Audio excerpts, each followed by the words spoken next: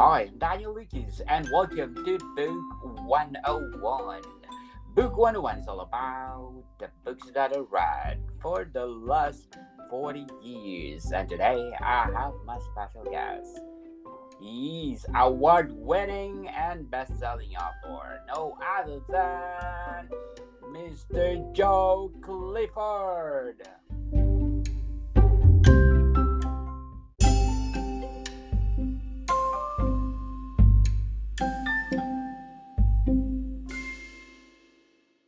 How you doing, Daniel? Thanks for having me back. Yes, welcome back, Mr. Joe. I think you will be my resident guest on Book 101. And as usual, can you please introduce yourself?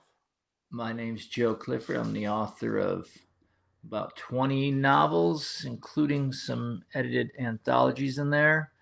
I've been doing this for the last 15 years or so. I wrote the J. Porter thriller series and the cult memoir Junkie Love, which chronicles the 10 years I spent homeless and addicted on the streets of San Francisco in the 90s. And it's about as fun as it sounds. Yes, we talked about Junkie Love last episode. Tune in for that, people. Something else. The memoir of Mr. Joe Clifford. And today, let's talk about Give Up the Dead.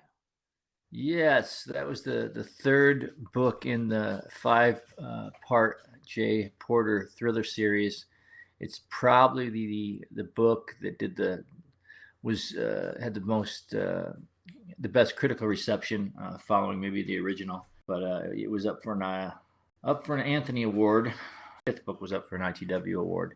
But yes, it was it's a favorite of many fans of the series. It's also pretty sad for when you get to the end, you'll see why. But yeah, that one sold particularly well in the Porter series. Yes, Anthony Award nominee for Best Novel in his series. And Mr. Joe, how many series are there in this book, the J. There's Porter novel? five. There's five books in the series. I when you write a series, you're really supposed to write each book as a standalone, and though each book does work as a standalone, it more accurately, I think, could be described as five books. That comprise one story. I, I broke a lot of rules doing that, but the Jay Porter story it's an overarching tale of greed and corruption that touches on some real life stuff that happened back in Connecticut with my father and the Manaforts, and everybody knows who Paul Manafort is. It was the same family, and so this was a fictionalized version of the crimes that family committed, and I'm sure it's no surprise to hear that the rest of the family were a bunch of crooks too.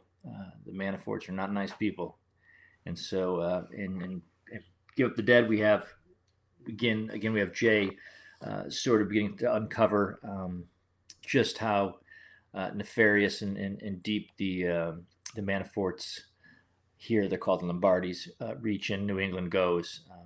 They have their hands in quite a few things. I don't think calling organized crime is too far of a stretch. So, Mr. Joe, do you think in the future you will continue the series until 10? I did continue it, sort of. I mean, I wrote a book called Say My Name, and it's essentially the sixth Porter novel, although more of a meta version. Kind of like they did with Nightmare on Elm Street, where they're filming a movie, Nightmare on Elm Street, or one of those movies. Whether I go back to the actual J. Porter universe, I mean, I'd love to. The truth is, Ocean View, the publisher, owns the rights to the character, and I love Ocean View dearly as people, but they have a very specific idea of what they want in a novel, and I don't think I entirely agree with that point of view. For me, I'm fascinated by the human story, the frailties of the human psyche, the moral failings, the that despite our best efforts, we often fail. I mean, how many people can be excellent? By definition, to be extraordinary, you have to separate yourself from the pack of the ordinary. Most people, when you're told as a kid you're going to be, I got kids. I tell them, you can be anything you want to be. I'm lying to them the same way my parents lied to me. We can't be anything we want to be.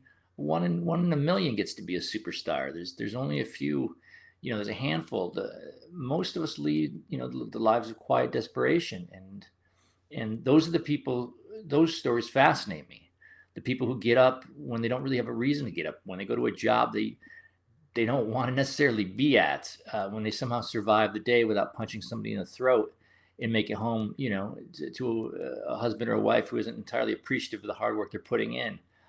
These working class heroes, as John Lennon called them, are, they will make the world run. And Jay Porter is the quintessential, working class hero. He's not educated. He's not, I think he's got a certain intelligence, but he's not, he's not, smart from school. He certainly didn't go to college. And so,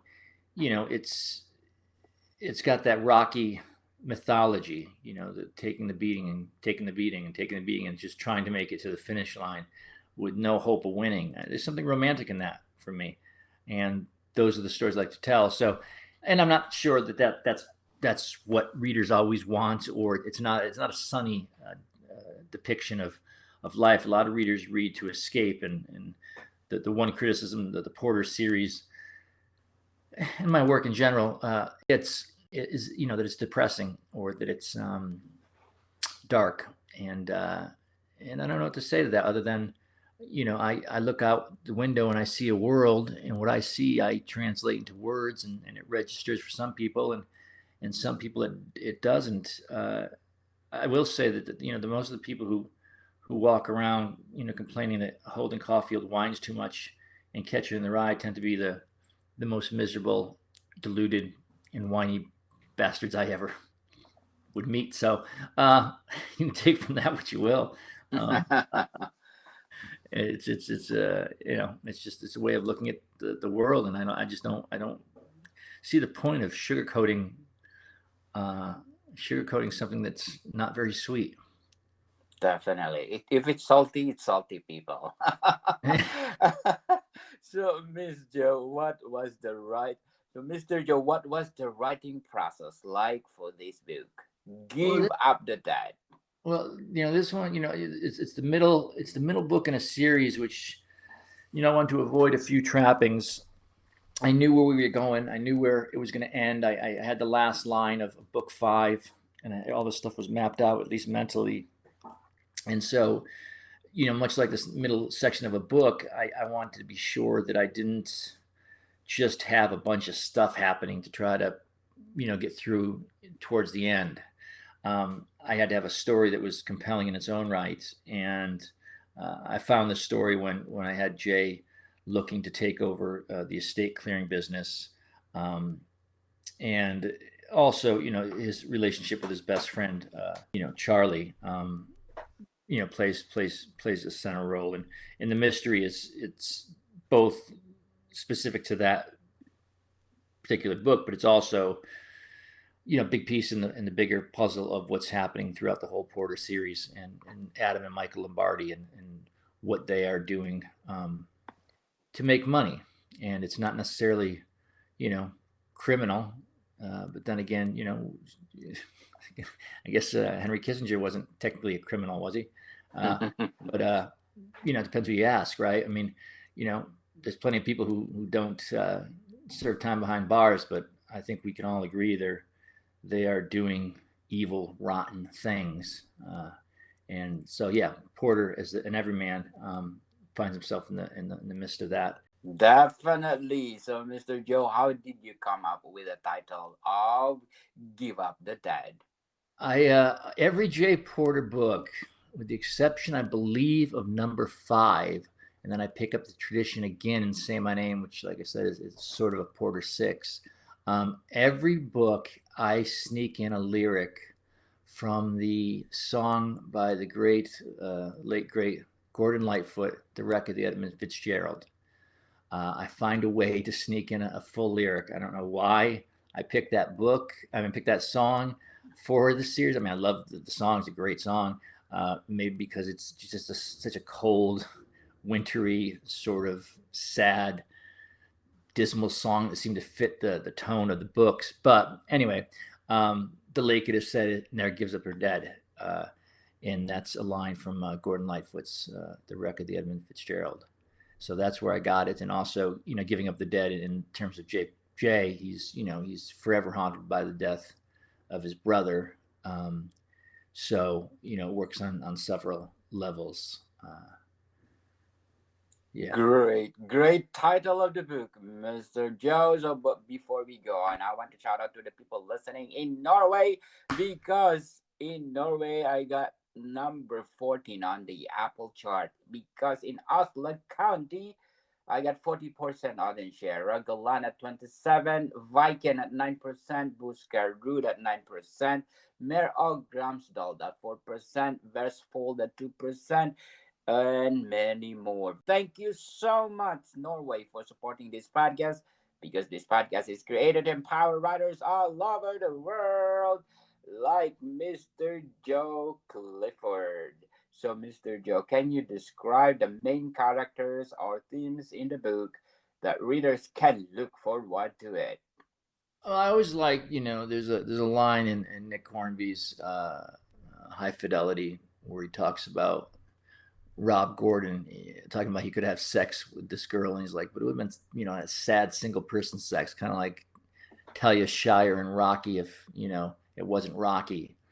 Jay Porter is like Rocky. I mean, the Rocky ethos is front and center. I mean, the story of Rocky, the movie, what Sylvester Stallone did with that character rang really true to me as a kid. Especially my father was an amateur fighter. The movie came out in '76. I was a few years old, but I remember just the impact. It's probably my favorite movie, that or Casablanca. In a lot of ways, Jay is very much Rocky. If he wasn't Rocky, I mean, he doesn't have the shot at the world title. He's not going to get center stage. He's not going to necessarily get the girl. He's not going to win the fight. What Jay Porter, his strength, and what my strength is as well, and probably where our two characters overlap, is an ability to take a punch and keep going. Banging a head against the wall and not quitting. It's really it's an underrated superpower. It doesn't come in handy often, but I I was blessed with it or cursed with it, and so was Jay. And so, there's something to be said for not, you know, giving up and fighting a fight you can't win. Uh, there's some dignity in that. So that's certainly what Detsu Jay is, and he also has his friend Charlie, who's his sidekick, um, and and also Fisher, who's the third wheel of their little detective uh, trio. Um, Jay and Fisher don't particularly get along, but Jay, being so singularly focused on what's happening, doesn't see his friend Charlie is maybe drinking a little too much, and so that comes into play. And of course, you have, like I said, you have the Lombardis in the background, and in this story, it involves I believe this one has the orphanage in it. An adopted kid. There's two plots in every one of these books. There's the personal plot and there's the professional plot, and so they always end up overlapping in the end. And like I said, this is really a five books that tell the story of one. So going back to remember exactly what I did with this book was like God was what 2017. It's kind of amazing how many books I've written and can keep all this stuff in my head. Um, but if I remember right, this is the one where his competitor Owen Eaton is found some because he's in estate Jay's in estate clearings. He found some merchandise that they're competing over. And inside the merchandise, there was an armoire. I believe there's a secret deed or piece of paper or something that keeps them looking and investigating. Uh, this was the one, yeah. This was the one that had the Pross sugar bush. It takes place on a maple tree farm for the big climax. I named that after a friend of mine, uh, Rich Prosh. So if you're listening, Rich, there you go. Um, So, Mr. Joe, did you draw from any personal experiences when you're crafting the story or characters of Give Up the Dead? well, they're all, you know, all my books deal with elements of addiction and the downtrodden. In the Porter universe, there's the Turnpike, which is where all the seedy hotels are, and the truckers stop, and the working girls or you know. However I don't know, Jesus, I just call them working girls. I'm 53 years old. I sound like I'm 98. But yeah, where the prostitutes and the truckers and the drug addicts and all these sorts hang out, and yeah, so that's a world I know well. I mean, I lived in those hotels and in San Francisco, back in Connecticut, in Vermont, in Minnesota, in Massachusetts. I mean, when you're a homeless, addicted drug addict, and you need to get inside, like you can't exactly go to the Four Seasons. You go to these places that you see, and you see them all the time when you drive by them on the turnpike, and you're like, who the hell would ever sleep in there? Well, the people who sleep in there are the people who can afford the $43, whatever it is, to get inside and stay warm for a night. So um, that world is something I'm very familiar with. It's central to my person. It's how I really spent a large chunk of my life. So yeah, I'm always drawing on that and using that to paint that universe. Very well said, Mr. Joe. So, what do you hope readers will take away from your book after finish reading it? Yeah, that's a tough question. I mean, I when I wrote these books, the Porter books, I wrote them. I wrote the story I wanted, and it didn't make my publisher particularly happy. I don't think it made my agent very happy. It did make a few readers happy, and the readers who liked it really, really liked it, and they really, really liked um, championing the marginalized and the disenfranchised. And there's something about that wretchedness that I was able to paint that rang true to them. It also made these books a very easy mark for criticism. I believe, I don't want to misquote Publishers Weekly, but I believe they called this one unrelentingly bleak. Uh, which is great. And yeah, I mean, they're bleak novels. They're not. If you're looking for a cat to solve a mystery, and the girl and the guy, and the girl from the big city, and or Hallmark movie, whatever they do. There's a whole bunch of things that people read and write, and The Bachelorette or one of those TV shows, has 18 million viewers or whatever it gets, but people watch it. Like, so Yes. I'm saying, like, like, who am I to criticize? People like what they like. I don't get it. I don't get what people do. I don't understand a lot of things they like, but I never caught on to the reality TV, and that's all there is. I catch my kids, they're watching YouTube all day long and just playing video games. Not my kids, the people they're watching. But my kids are watching them. And I'm just like, and they're just fascinated by it. So who knows? It's Bob Dylan. I don't know how it all got started. I don't know what their lives. I write books that I would like to read. And, if Celine wasn't exactly a laugh riot, and I don't know. I mean, I just the kind of stuff I do, and for some people, it speaks to them. And if you write a book true to you, and tell a story that's true to the characters, and you're hoping just somebody's gonna relate to it. And I've gotten a few people to relate to it. I'd like a few more because I'd like some more money, but there's only so much I'm willing to bend. I can only capitulate so much. I can't change who I am. I mean, I can. I just don't want to either. I don't like see why I should. I don't. I just, you know, there's a lot of people in this world, man, and we're all different strokes, different folks. I don't, Yeah. uh, one of my favorite singers, Frank Turner, has lines like the just like the books I read will never be bestsellers. It was one of my brother's favorite songs. We shall not overcome. But yeah, it's what I like and what speaks to me, and it would be nice if it was a broader appeal, and you could hit something like a Gone Girl, The Girl on the Train, which I think are fantastic books because it's not like I eschew popularity or commercialism. I think those aren't dirty words for me. Uh, but there's only so much I'm willing to do to get there. I mean, I will go to my deathbed saying The Bachelorette is something put on TV, and people who watch it, sorry, my lovely wife, are contributing to the dumbing down of society. But hey, who cares what I think? I have book sales today, so. Definitely. It's your opinion, Mr. Joe.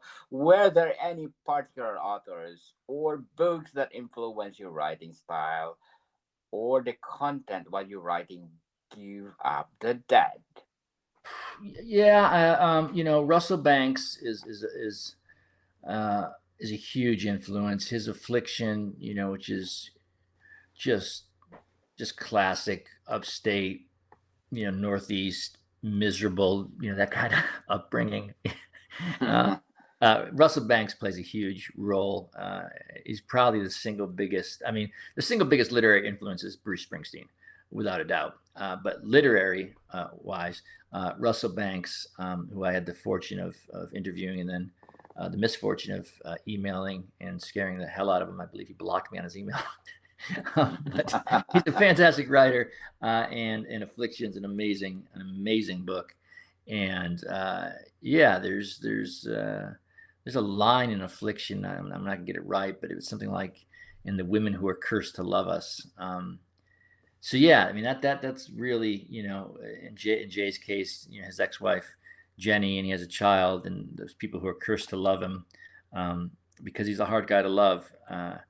And I know Jay so well because so much of Jay is me, and I'm not entirely Jay, but so much of that character is tied to me, which always made the criticism. It's been several years now, and I received a lot of good press about this book. But when you write a book that's kind of based on you and the way you are, and people are like, "God, that character is a jerk."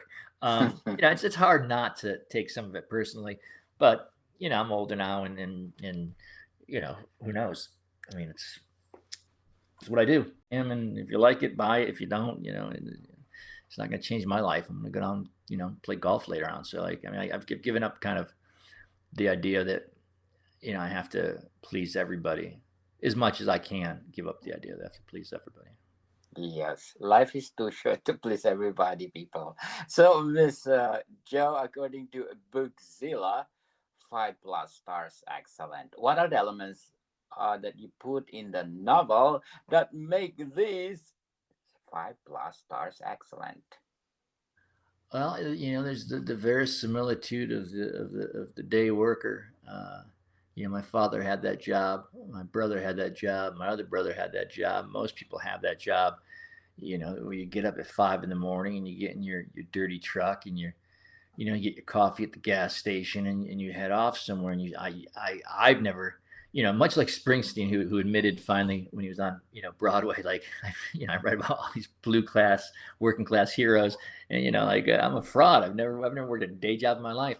I mean, I have worked, I worked a couple day jobs, but I didn't spend a lot of time in the trenches. I just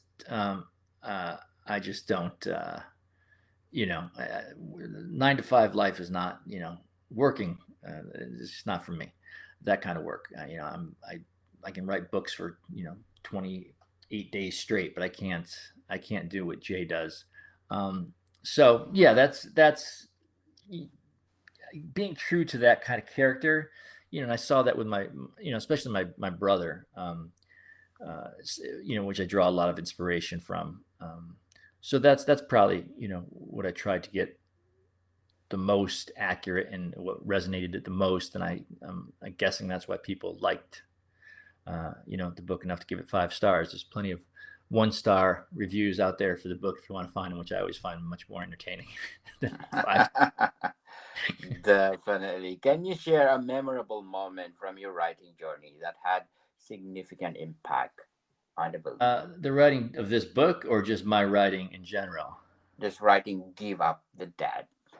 Well, I mean, the last scene of this book is drawn. I don't want to give it away, but it's drawn from a real life experience with a friend of mine. The book's dedicated to him, Troy, and I describe a scene that happened in Troy's life, and I describe it exactly the way it happened. It was a hard scene to write. It's a hard scene to read.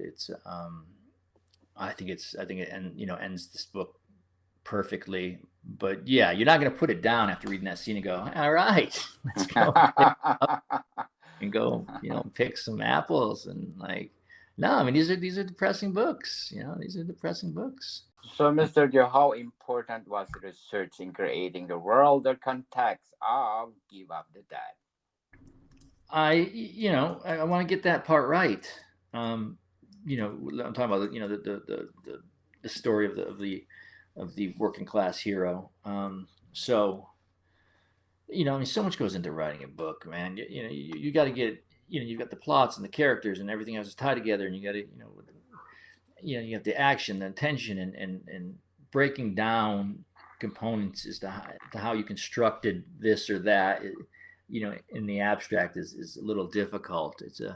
This is a composite of quite a bit of your life, your thoughts, your daily experience, your observations, your commentary, the themes you're trying to get across, and you've also at the heart of it, you've got to have a story that's compelling. If you don't have a story that has somebody turning the pages and keeping them up all night, um, you're not going to make it very far as a writer. You've got to, you can't have a character sitting around a diner, talking to his buddy for 80 pages, which is what most writers uh, starting out like to do.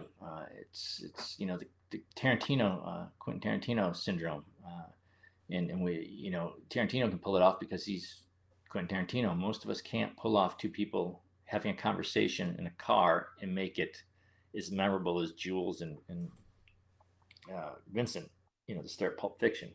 Mm. It seems easy, but it's deceptively impossible. It's hard to do.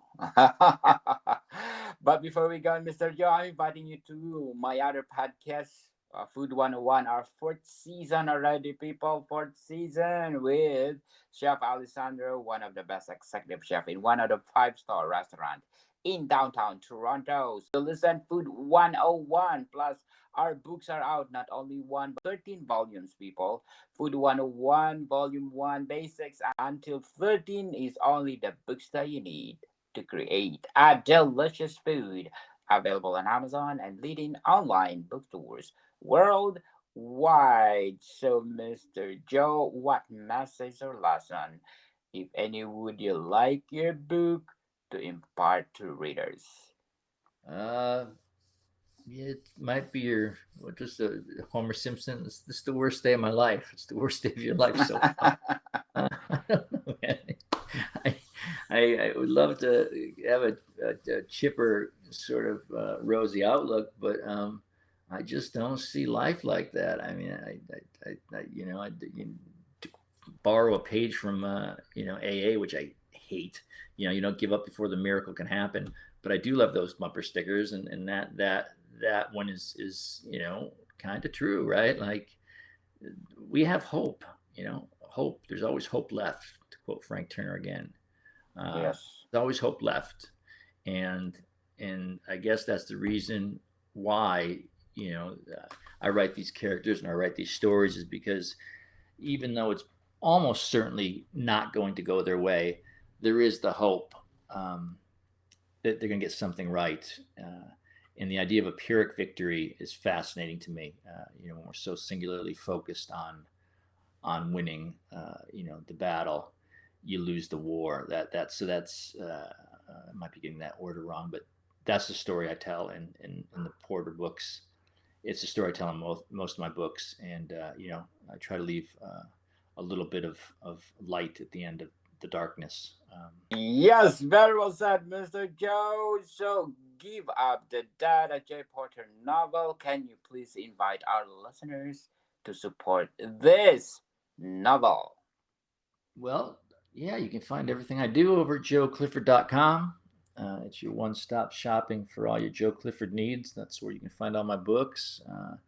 The TV show Culprits, which is based on the collaborative novel I contributed to, edited by Gary Phillips and Richard Brewer, is now airing on Hulu.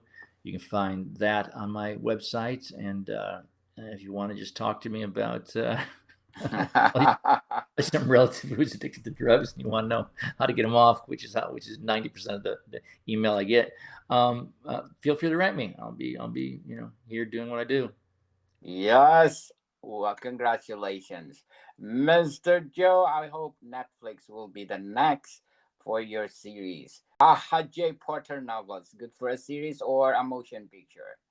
I would love to see Netflix pick it up. I think it'd be a great Netflix series. I always hear like the grandson song "Blood in the Waters" being the theme song. I don't know why. I just can picture the opening scrawl and the white snow with red font. It just sticks out to me. But yeah, that's that song. If you get a chance to listen to it, grandson, "Blood in the Water."